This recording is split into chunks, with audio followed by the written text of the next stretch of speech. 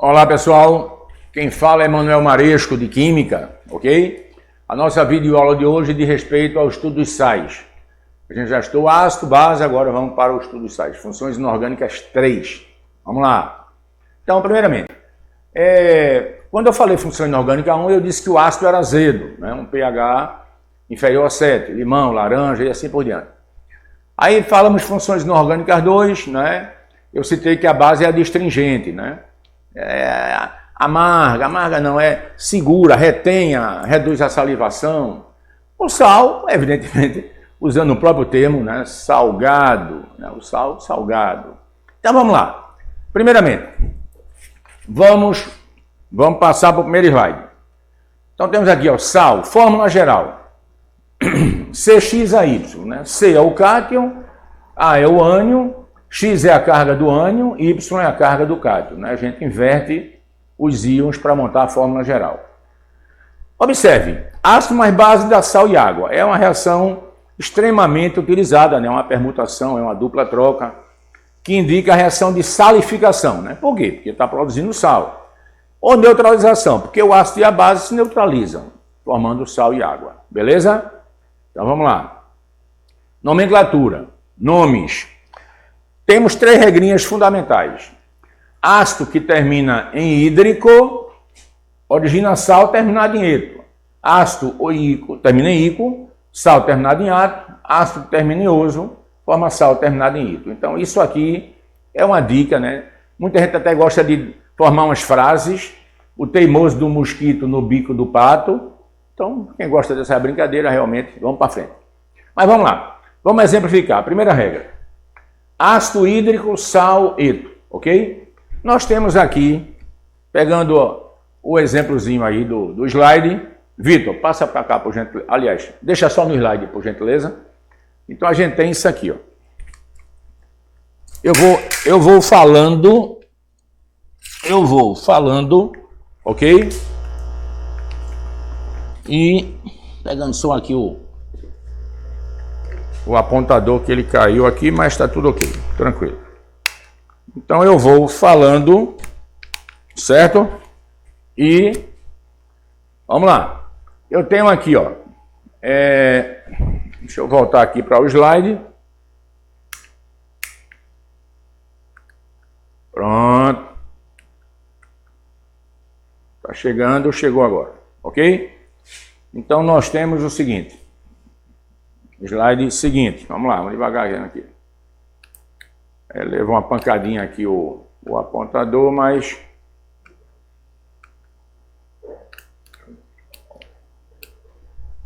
o apontador ele caiu. Realmente chegou agora.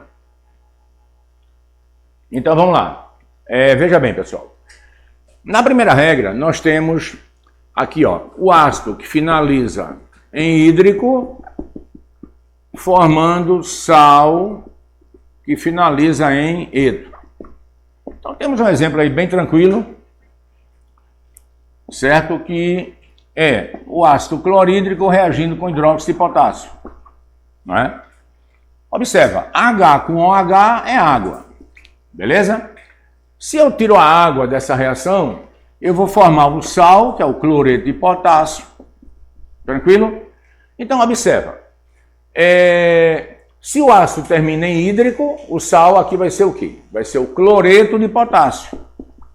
Então, é uma regrinha bem simples que a gente não pode, não deve esquecer. Beleza? No segundo exemplo de nomenclatura, temos o ácido ico formando o sal ato, ok? Então temos como exemplo ali o ácido sulfúrico, não é o óleo, a gente chama também de óleo de vitrilo, né, um ácido forte, com o hidróxido de bário, que também é uma base forte, né, da família 2A, 2 hidrogênios com 2 hidroxilas, isso vai formar, ou vão formar 2 moléculas de água.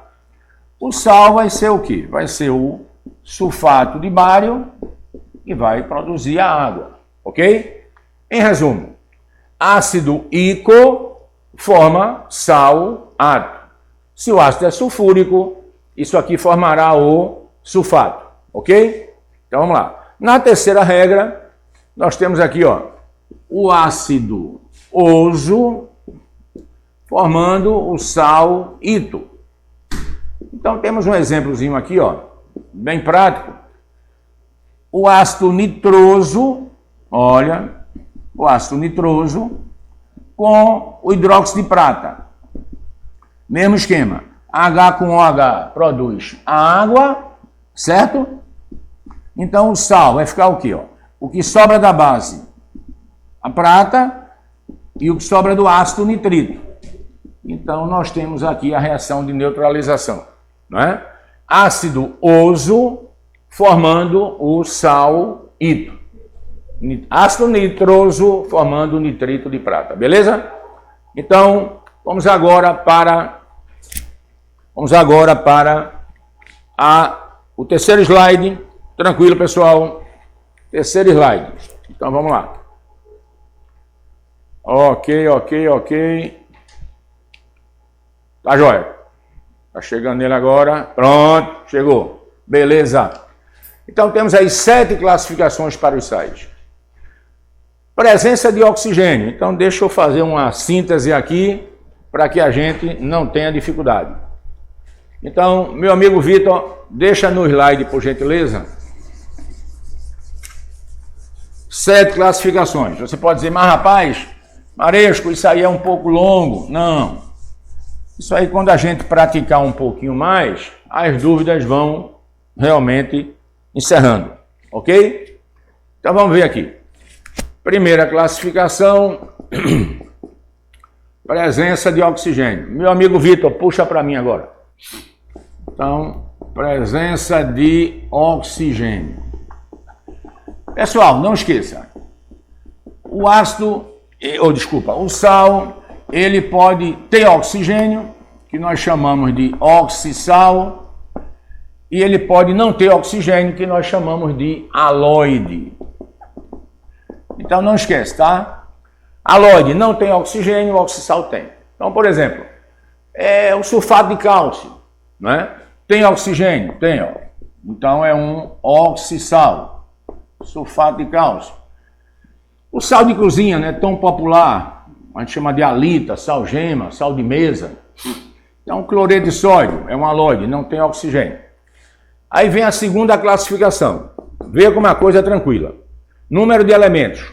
Número de elementos.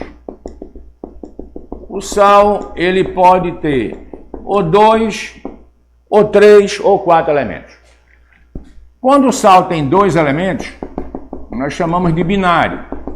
Por exemplo, o iodeto de potássio, Ki. Ó, iodeto de potássio. Ele tem potássio e iodo, então ele é binário. Certo? O outro é o ternário.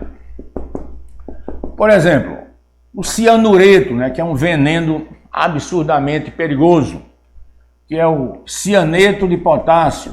Olha, é um sal ternário, 3 elementos. E o quaternário, já está dizendo, né? 4 elementos, sal quaternário.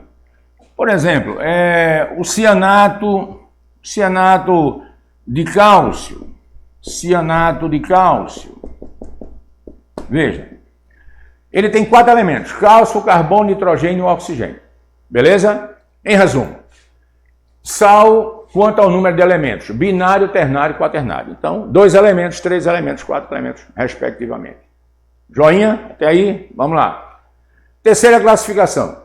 Presença de H+, ou OH-.